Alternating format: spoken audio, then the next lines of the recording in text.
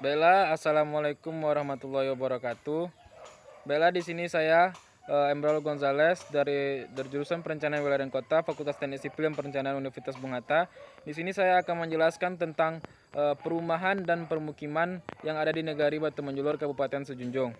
Baiklah, langsung saja. Yang pertama saya akan membahas tentang gambaran umum kawasan, yang mana terdapat dua jorong, yaitu jorong Batu Manjulu Barat dan jorong Batu Manjulu Timur, dan terdapat 4 dusun: dusun Talumawan, dusun Batu Ojong, dusun Batu Kambing, dan dusun Batu Panjang, yang mana dapat dilihat pada peta sebagai berikut yang saya lampiaskan pada PPT ini.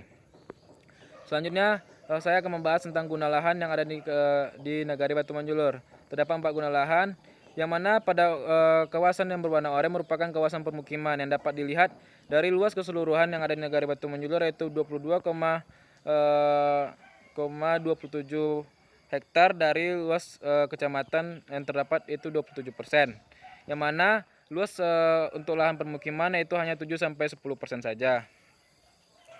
Selanjutnya, sini saya akan membahas tentang pola permukiman, yang mana pola permukiman kawasan yang ada di Nagari Batu Manjulur yaitu mengikuti jalan, sehingga secara keseluruhan permukiman yang ada di Nagari Batu Manjulur mengikuti ruas jalan utama desa, yaitu menghubung antara desa ke desa yang lainnya, sehingga permukiman yang dibangun yaitu mengikuti jalan utama desa yang dapat dilihat pada gambar pola permukiman yang ada di Nagari Batu Manjulur tersebut ini. Selanjutnya, saya akan membahas tentang alokasi tanah dan penataan ruang, yang mana alokasi tanah dan penataan ruang yang ada di Negari Batu Manjulur itu: 1. Tanah bersifat tanah kaum ulayat, yang mana ini menjadi permasalahan yang sangat besar, sehingga pengembangan terhadap pola permukiman yang ada secara lambat dikarenakan tanah yang bersifat kaum tersebut. Yang kedua, pengembangan kawasan yang sesuai dengan pemilikan tanah masing-masing harus perlu persetujuan anggota tiap kaum-kaumnya.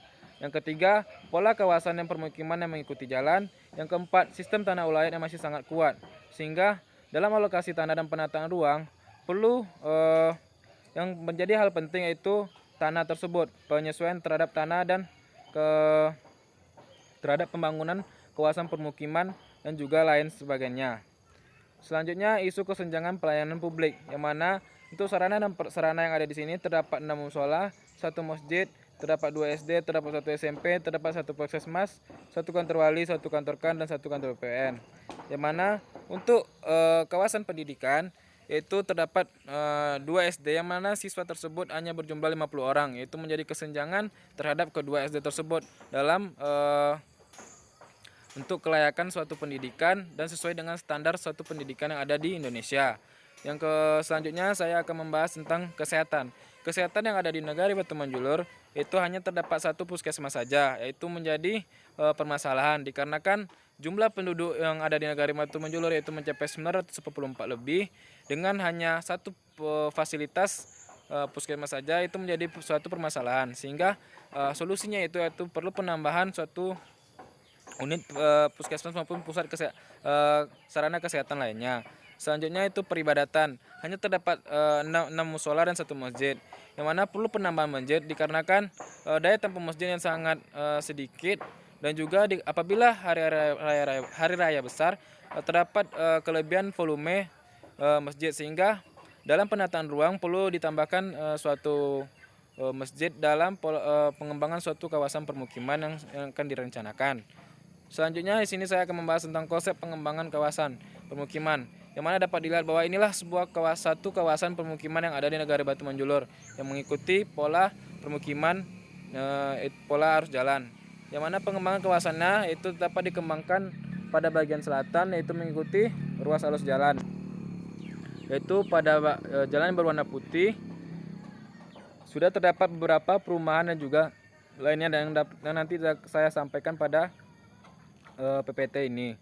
Yang kedua, mengikuti pola jalan pada bagian timur, yaitu pada bagian timur di Nagari Batu Manjulur, yaitu sudah mengikuti pola jalan itu menjadikan suatu permukiman, pengembangan kawasan permukiman yang akan direncanakan yang ada di Nagari Batu Manjulur, yaitu mengikuti pola jalan. Namun permasalahannya di sini yaitu kepemilikan tanah dan tanah yang masih bersifat tanah ulayat, yang itu menjadi hal utama dalam permasalahan dalam pengembangan suatu kawasan permukiman yang ada di Negari Batu Manjulur.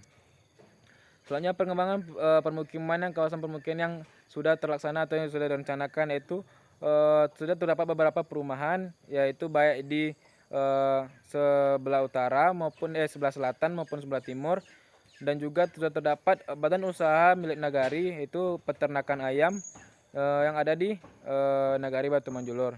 Selanjutnya permasalahan pengembangan kawasan permukiman, yaitu yang pertama, akses jalan yang sangat terlalu sempit, yaitu hanya dapat dilalui yang lebar jalannya itu 2 sampai 2 meter lebih, yang hanya yang dapat dilalui oleh satu mobil dan kendaraan roda 2. Yang kedua yaitu permasalahan yaitu tanah yang masih bersifat tanah ulayat, sehingga perlu persetujuan terhadap masing-masing kepemilikan tanah dalam pengembangan suatu kawasan permukiman, baik secara menyeluruh maupun secara bertahap.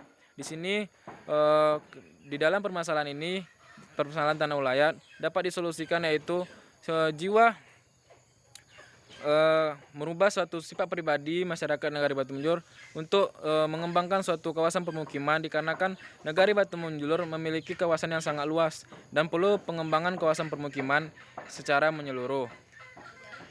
Dan di sini sifat masyarakat Nagari Batu Manjulur itu masih bersifat tradisional, yaitu masih berkebun, bersawah, bertani dan juga lainnya, sehingga tidak ada keinginan dari masyarakat Nagari Batu Manjulur untuk mengembangkan suatu permukimannya, dikarenakan juga tanah yang bersifat ulayat dan juga dapat menghambat dalam suatu perkembangan kawasan permukiman yang ada di Nagari Batu Manjulur.